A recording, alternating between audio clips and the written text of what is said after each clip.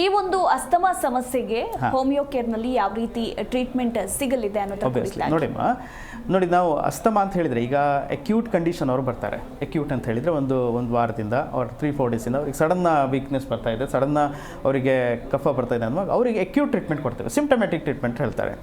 Suppose ಅವರು ತುಂಬ prolong ಟೈಮಿಂದ ಅವರು ಸಫರ್ ಆಗ್ತಾ ಇದ್ದಾರೆ, 1 ವರ್ಷದಿಂದ 2 ವರ್ಷದಿಂದ 10 ವರ್ಷದಿಂದ ಅಸ್ತಮಾ ಟೆಂಡೆನ್ಸಿ ಇದ್ರೆ ಅವರಿಗೆ ಡೀಟೇಲ್ ನಾವು ಕೇಸ್ ತಗೊಳ್ಬೇಕಾಗ್ತದೆ.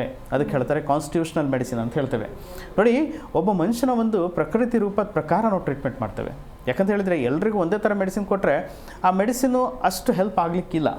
ಯಾಕಂದರೆ ಎಲ್ರದ್ದು ಟೆಂಡೆನ್ಸಿ ಚೇಂಜ್ ಇರ್ತದೆ. ಒಬ್ಬೊಬ್ರು ಕೋಲ್ಡಿಗೆ ಟೆಂಡೆನ್ಸಿ ಇರ್ತಾರೆ, ಒಬ್ಬೊಬ್ರು ಸಮ್ಮರಲ್ಲಿ ಅಸ್ತಮಾ ಬರುತ್ತೆ, ಒಬ್ಬರಿಗೆ ಅದಕ್ಕೆ ಹೇಳ್ತಾರೆ ಹ್ಯೂಮಿಡ್ ಅಸ್ತಮಾ ಅಂತ ಹೇಳ್ತಾರೆ, ಗೊತ್ತಾಯ್ತಾ? ಸೊ ಈ ಥರದ ಒಂದು ಅಸ್ತಮದ ಒಂದು ಟೈಪ್ಸ್ ಇದೆ. ಟೈಪ್ಸ್ ಅಂತ ಹೇಳಿದ್ರೆ ಆ ಟೈಪ್ ಪ್ರಕಾರನೇ ಅದನ್ನು ಟ್ರೀಟ್ ಮಾಡಬೇಕಾಗ್ತದಮ್ಮ. ಯಾಕಂತ ಹೇಳಿದರೆ ಎಷ್ಟೋ ಜನ ಹೇಳ್ತಾರೆ, ಸರ್ ಈ ಥರ ಒಂದು ಕಂಜೆಷನ್ ಇದ್ದರೆ ಒಂದೇ ಮೆಡಿಸಿನ್ ಸಾಕಲ್ಲ ಅಂತ ಹೇಳ್ತಾರೆ. ಒಂದೇ ಮೆಡಿಸಿನ್ ಸಾಕು, ಹೌದು. ಆದರೆ ಆ ಕಂಜೆಷನ್ ಯಾವ ಟೈಮಲ್ಲಿ ಆಗುತ್ತೆ ಅದು ಇಂಪಾರ್ಟೆಂಟು, ಅದು ಕಾಸಿಟಿವ್ ಫ್ಯಾಕ್ಟರ್. ನಾವು ಮೇನ್ ಹೋಮಿಯೋಪತಿಯಲ್ಲಿ ಅದೇ ನಾವು ತಗೊಳ್ಳೋದು. ಫಸ್ಟು ಕಾಸಸ್ ಯಾವುದು, ಯಾವ ಕಾಸಿಂದ ಅವರಿಗೆ ಅಸ್ತಮ ಬರ್ತಾ ಇದೆ, ಅಸ್ತಮ ಸೆಕೆಂಡ್ರಿ. ಅವ್ರು ಯಾವ ಕಾಸಿಂದ ಅವರಿಗೆ ಪ್ರೊಡಕ್ಟಿವ್ ಕಫ ಆಗ್ತಾ ಇದೆ, ಆ ಕಫ ಯಾವುದಕ್ಕೋಸ್ಕರ ಆಗ್ತಾ ಇದೆ, ಯಾವ್ದು ಫುಡ್ ಆಗ್ತಾ ಇಲ್ವೋ, ಅವ್ರೇನಾದ್ರು ಮನೆಯಲ್ಲಿ ಪೆಟ್ಸ್ ಹಾಕಿದ್ದಾರೆ, ಅವ್ರೇನಾದರೂ ಔಟ್ಸೈಡ್ ಹೋಗುವ ಥಂಡಿ ಆಗ್ತಾ ಇಲ್ಲ.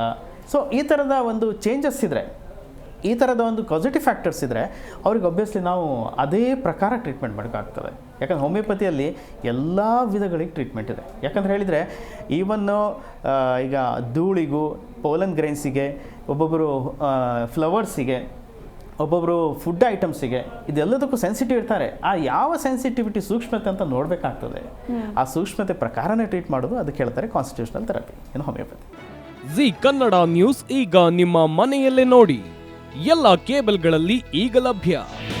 ನಿಮ್ಮ ನೆಚ್ಚಿನ ಜಿ ಕನ್ನಡ ನ್ಯೂಸ್ ಈಗ ಸನ್ ಡೈರೆಕ್ಟ್ ನಲ್ಲಿ number 292, Tata play number 1664, Jio TV number 1334, NXT digital number 30, in cable number 30, city networks 51, U digital number 162, GTPL number 17, Rockline telecommunications number 42, Shri Basaveshwara cable number 168, rural cable network 60, Vinayaka digital 57, Abhishek cable 821, city channel 53, Siddeshwara cable network 57, ವಿ4 digital infotech 628, Surya digital networks 53, Gajanan digital number 836, Malnad infotech private limited number